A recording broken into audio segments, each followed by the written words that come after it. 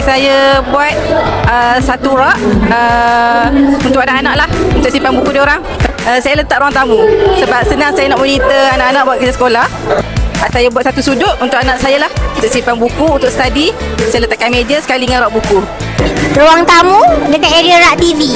Kita ada rak khas untuk susun buku-buku ilmiah ataupun Islamik dan juga buku untuk anak-anak.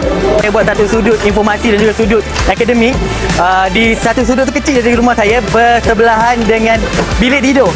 Kerana apa? Setiap malam ni saya akan pastikan anak-anak saya sekurang-kurangnya membaca dalam 2-3 peringkat. Kita panggil sebagai storytelling untuk sebelum tidur dan juga back story. Dan juga yang keduanya saya simpan dalam bentuk digital. Kerana apa? Sebabnya sudut saya kecil. Okey, rumah saya tak besar mana, tapi dalam sudut yang kecil tu saya memanfaatkan dalam bentuk digital akan memudahkan bila-bila anak-anak untuk buka pada bila masa je. Kita ada satu rak buku dekat ruang tamu. Dekat situ memang ada 2 rak buku untuk buku anak-anak dan buku dewasa juga. Kalau macam buku-buku pelajaran untuk anak-anak belajar, selalu kita orang akan letak dekat dalam bilik lah, dekat dia punya kas rak untuk belajar.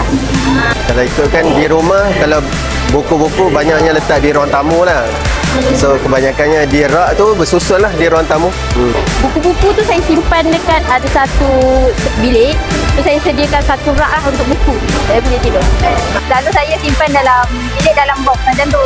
Saya simpan dalam almari saya buat tu. Saya memang simpan dalam box tu, dalam bilik saya sendiri.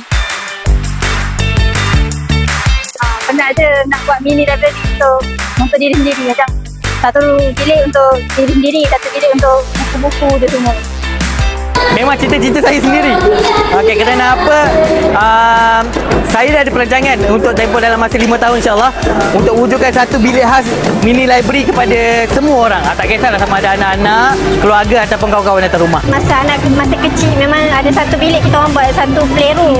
So ada situ ada satu sudut untuk reading corner lah. Memang dah pernah wujudkan, tapi sejak dah besar ni kita dah keluarkanlah buku letak kat rak. Sebenarnya memang ada impian tu daripada kecil dulu lah. Sebab memang suka membaca. So kalau ikutkan ada boleh buat library untuk simpanan masa akan datang, anak-anak boleh baca apa yang kita baca kan. Ada satu bilik khusus lah. Ada bilik yang kecil, sediakan buku-buku lah kat situ. Ada rak-rak khusus kan, novel ni, buku apa ni, maksudnya komik ke apa ke.